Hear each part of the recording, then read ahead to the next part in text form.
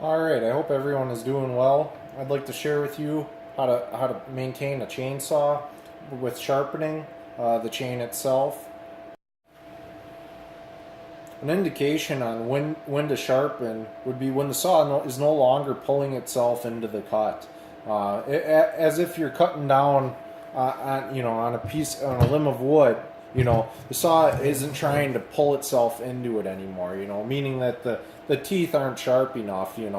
Where it's trying to get as productive as possible by taking the bite. Anytime you're having to put pressure down on the saw, in order to make it cut, obviously then it's probably beyond needing a sharpening. As well as you can tell by the chips that or sawdust that it's throwing. If it's throwing just dust, you're going to need to sharpen.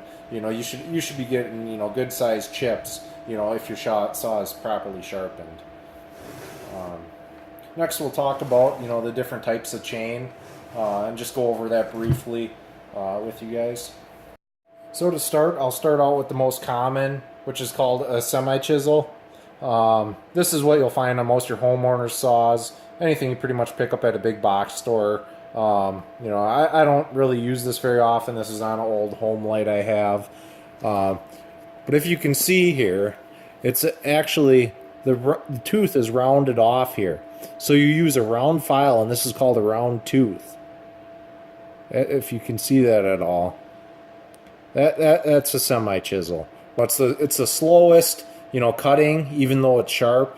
It's the least aggressive, but it does stay the sharpest the longest. So if you're cutting dirty wood, something that's maybe punky on the inside, rotten, this is your go-to chain for that. That's the main reason why you'd use this, or if you're just cutting softwood. That's the main purpose for this semi-chisel chain. Next, you'll have a full chisel, and that's what I run on, both my topping saw and my larger saw here, the 290. The full chisel means it's actually a square tooth. If I can get this on camera here. If it would focus, there we go. So it's actually a square tooth, and it doesn't have that rounded over effect like the semi chisel did. And this is going to be a much more aggressive chain, cuts a lot faster, uses less power, and it's good for hardwood. You're still going to use a round file with this, but it is a square tooth.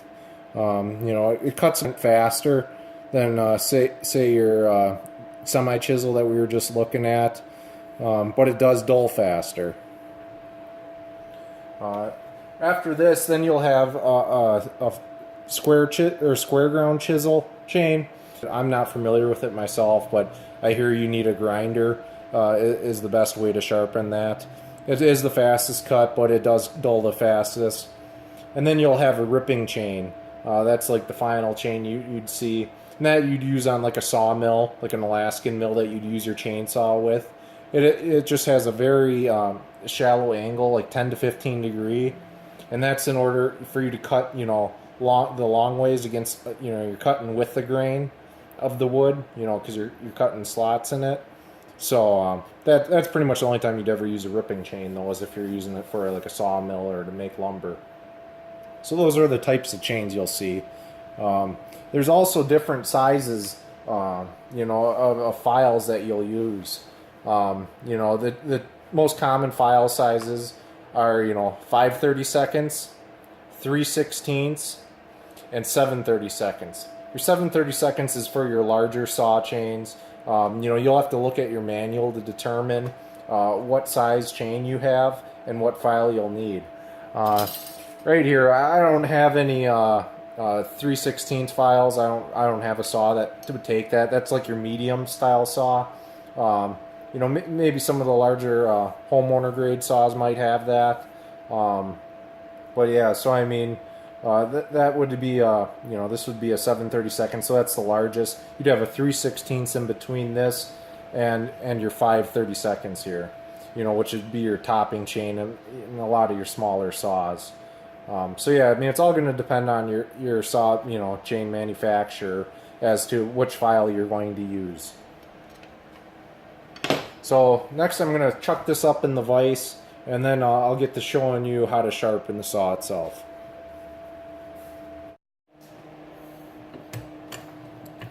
So one of the most important things I think of when I'm sharpening, or when I want to sharpen a saw, is how good my file is. It really does make a big difference. If you have a dull file, there's nothing worse than fighting it, trying to sharpen the saw. So to explain some of this, of the tooth itself now, this is your actual cutting tooth right here. This is what does the cutting, Yeah, at the point here and the side of it here. That does the majority of the cutting. Right here, that's your depth gauge. That's what actually sets the amount of wood that's going to be taken by the tooth here. So as the wood comes across, that's going to set, the wood's going to hit this, and the lower this is, the more of a bite it's going to take. Which is why you'll have depth gauges, because you don't want it overbiting, because that increases the chance of kickback and the chance and bogging down your saw by trying to take more of a bite than it can handle. The top plate here, which is on the top here, that's what determines it lifts up the chip. So it comes into contact with the point. This is what takes the bite, and this is what cleans the wood out, on the side. So that's actually cutting the wood along it. The pitch of the chain here is the distance between two rivets divided by 2. So, there's a rivet, there's a rivet, there's a rivet. So between 2 of them, so 1, 2, and then divided it in half. So it actually equals, the distance between, each of them. The gauge is actually the thickness of the drive length down here. So these links, is what determines the gauge. Typically, the thicker the gauge, that'd be the wider, the wider the bar you're going to need. But it tends to throw the chain less. So a lot of guys tend to run a wider gauge. As far as your angle here, commonly you'll use a 30-degree angle. You can get yourself a file like this, 30, 25 degrees. So as you're holding the file here, if that's parallel, you'll know that you're at the right angle. There's also a gauge, it actually is made to show you how far along your tooth is. Because once you get back to there from filing, you're supposed to stop using it. That's what's recommended. You can use filing gauges that have a holder, and that will actually set the depth of this for you, so then you don't have to worry about running your file down into the saw chain, or being up too high. This will just keep it streamlined for you. I prefer not to use a file gauge, which is why this one's brand new. But yeah, so I mean, you just want to keep a 30-degree angle, and you can use that guide mark as a guide, to show you what 30 degrees is, because that's what that's typically set at. So what they say to do is find your worst tooth. This chain really isn't that bad, so I mean, I can pretty much start anywhere. And they say to count your strokes on the worst tooth, and then use that number for the rest of the chain. I've really never had an issue with it diving super bad or anything like that. As long as you keep both sides of the chain approximately the same, and you use your depth gauge religiously, and use a proper depth gauge, you shouldn't really run into too many problems with that. But so yeah, you just want to keep take a couple strokes on each tooth, depending on how dull it is. I mean, I'd keep taking strokes until it's sharp. I'm not too concerned with that number of how many you've done. I'd much rather just have the tooth sharpen itself. But yeah, so I mean, what you're going to want to do, there's either, and this is going to depend on what type of chain you're using, and what the manufacturer recommends. Like steel, for instance, if it's a steel chain, you want to be 90 degrees, to the bar here. So you don't want to you don't want to be up on an angle, you don't want to be down on an angle. You want to be parallel, or perpendicular actually. to the bar, keep taking your strokes. If you go down at all, that's recommended by nobody. Don't ever go downward. If anything, like I know Husqvarna's, some of their saws, I don't know what their standings are on it anymore, but you can normally, tilt up a little bit, and that gives you, that's your like 10 degree, it might be, that you need to get on certain saws. But I just sharpen right at 90, because that's what's recommended for these saws. So here we go. I mean, I prefer to lean over the saw like this. There's multiple ways to do this, but this is my preferred method. So yeah, what you're gonna do then is take your file here and just start taking some strokes. It's not a bad idea to grab a marker if you're not too familiar with this, and mark your starting place. I mean, you could see obviously that's the the shiny new one, but especially when you're doing your rakers, it's not a bad idea to mark that, so then you get to you know where you started and where to stop.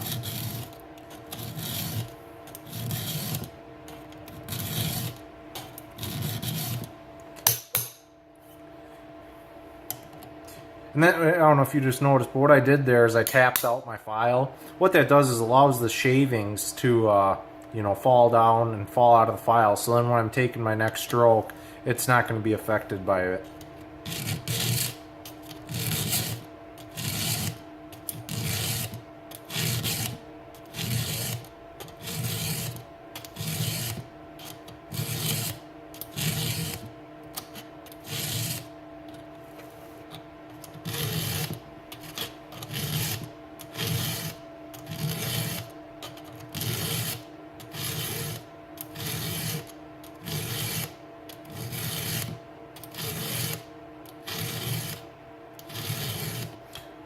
On my last stroke on the tooth, I like to make sure I'm perfectly straight and stay that way all the way through, because that's really the stroke that's going to make the most difference. I mean, once you get it, in shape, it's going to be all right, But that last stroke is, I think, what fine tunes it. You don't want to put too much pressure on it.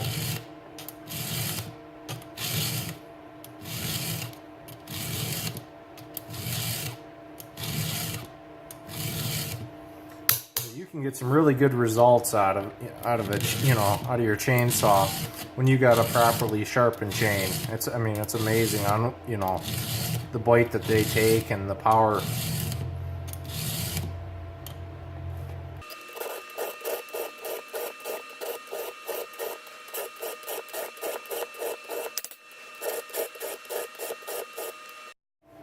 Alright, so I just got done. I'm back to my tooth that I marked. So then what you can do is either flip around the saw in the vise for people that aren't comfortable with it. Otherwise, what I like to do, and this is all personal preference, I prefer just to leave it this direction, and then I just start taking my strokes going this way. So, I just start back up and keep going.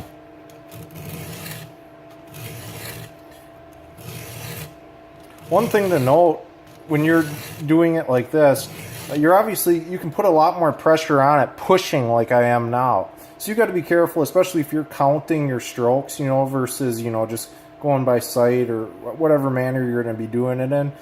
You're pushing a lot harder than, you were pulling before.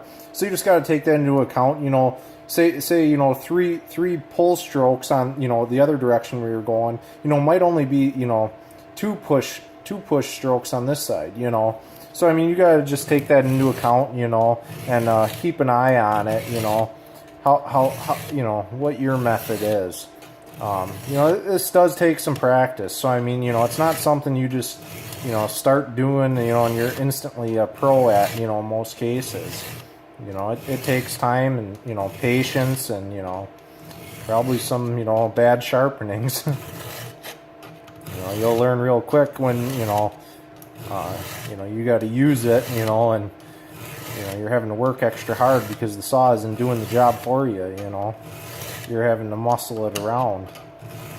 So, it really does make a big difference having a nicely sharpened saw.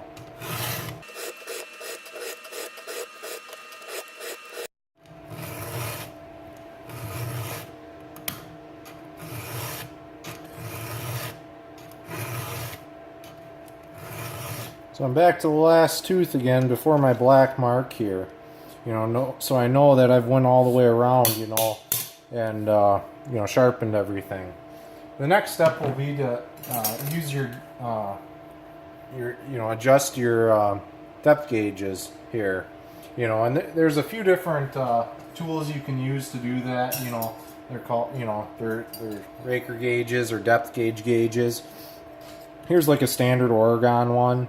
This you just take, and it even says right on here, 0.025 inches is what this is set to take off. So what you do with this one is you just set it on there, take your flat file, and then you just ride across it. And you do that until, it's no longer taking off any metal there. And you can feel it, if you're cutting, like right here, you can hear how high pitched it is and how easy it rides across. That's because this gauge is hardened, versus, the soft, depth gauge that you'd have, So that's the one style you can use, but the problem is with this one is it's using all, these other teeth, to set the gauge for that. Versus, say, this style, this is what I prefer to use, where it's actually, setting each tooth individual. So for this, for instance, you set it on there just like so. There's a hard side and a soft side for hardwood and softwood. We use hardwood here in Wisconsin, so then you just take it on there and then you just take off. It's already set, from that other one.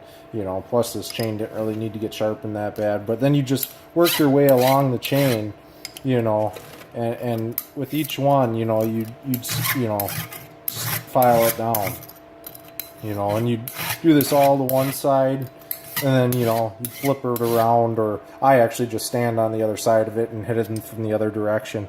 Because any of these teeth facing me right now, you can listen for a second. It just, it's not meant to go this way. It just doesn't ride smoothly across the file. So I just like to flip it around for that reason. I don't think it really would harm anything if you did sharpen that direction. But, why do it if it bugs you? That annoying noise and everything.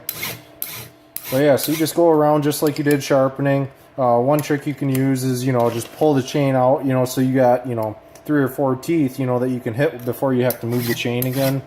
It just speeds up the thing rather than in between every tooth, move it over just a little bit. So that can help speed up the process.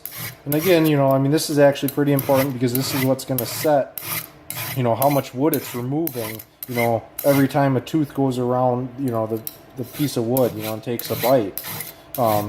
So, you could have the sharpest tooth in the world, but if your depth gauge isn't set properly, to take that amount of wood, you're never going to get, a quality cut, or a fast cutting saw or one that cuts period. Because as the teeth get used, with this taper on it, it actually gets lower and lower, which is why you actually have to take these down in the first place, So that's the main reason for it, And it's, it's pretty simple, I like to keep up on it. Some guys say that they don't, they wait 3 to 4 sharpenings in between. I sharpen them every time, However, I don't, sharpen it every time I fill up the gas either, You got people that say that. There's, I don't see a point in it, The saw isn't dull. Why sharpen it if it doesn't need it, is my thinking,